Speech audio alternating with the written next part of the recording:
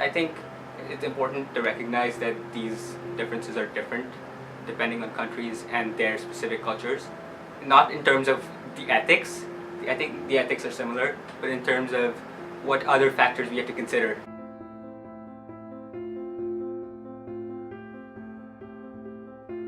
I lived in Singapore for about 13 years, and then I came to America about 3 years ago. I was there for 14 years, then I moved here 2 years ago. I first came here in 6th grade. In 3rd grade, we had the school counselor kind of do her rounds around like the 3rd grade classrooms, and she gave us a talk about like what a period is, and once you get it, like what you're supposed to do, the different products you can use and stuff like that. So that's the first time I think that we got any like kind of like sex education. I came here 6th grade, so so back in China they don't talk about sex things. I think they started learning biology in like middle school or like high school. When we had some, they refrained from going too much in detail, but we covered a bit. When we went into the basics, the biology side, less into the actual side.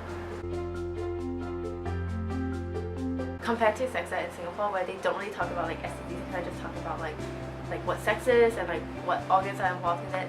Here they go more in depth about STDs and really like talk about like how much of an impact that they could have on you, and also like how they talked about like sexualities, like the LGBTQ community. And I know that in Singapore, like they definitely won't talk about that. They were my friends since elementary school in China, and then I recently went back to China for like summer break. And I was like interested because in freshman year we had the sex ed in biology, right? So I was really interested if they know any of these things. So I asked them, and I asked like 3, 4 of them. None of them know anything like specific.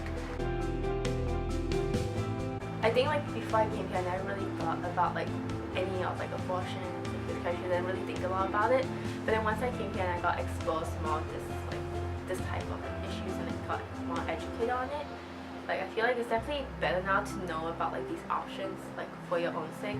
In China, like no one ever talked about this. Like I have like zero idea of how it works before I come to America, and then I think it was starting like 7th grade or 8th grade that I kind of start to know about like the importance of like sex and things like protection. In India, there are problems.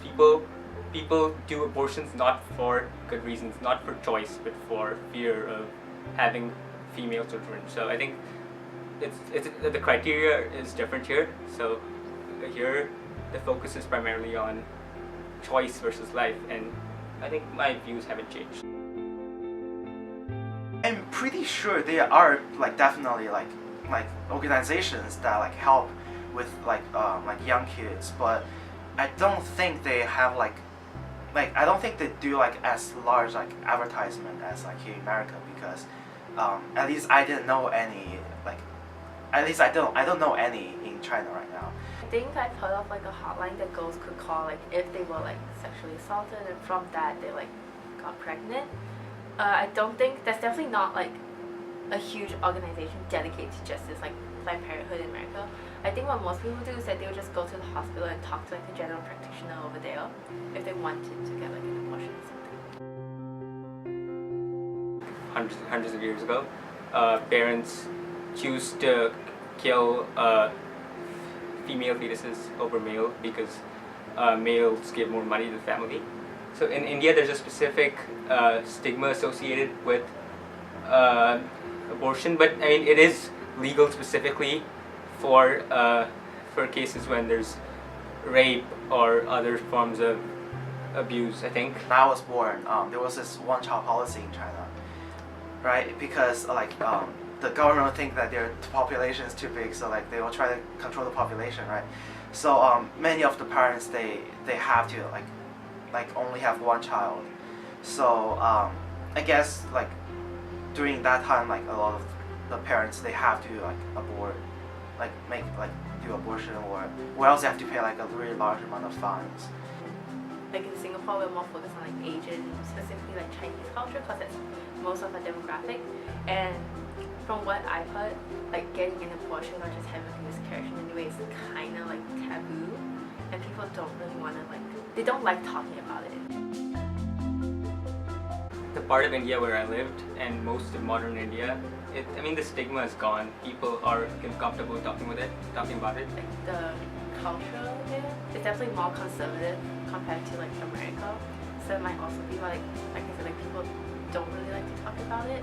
Like it's kind of something they just keep with themselves. This is like the culture thing, and like I can't really do anything about it. Like I can't just go back to, like I want them to be educated. Like I want to like tell my friends like the impact and like the importance. But like it's really like weird and like I guess like uncomfortable to talk about it since it's a different environment and different culture.